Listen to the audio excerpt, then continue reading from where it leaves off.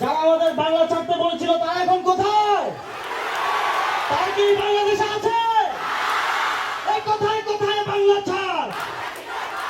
এই বাংলা কি তোর বাপ দাদা? তুমি কে আমি কে? তুমি কে আমি কে? কে বলেছে কে বলেছে? সবাই সবাই তুমি কে আমি কে? কে বলেছে কে বলেছে? কোথায় কোথায় বাংলা ছাড়? বাংলা কি তোর বাপ দাদা? লাখো শহীদের রক্তে কেনা এই দেশটা কালো হবে না। লাখো শহীদের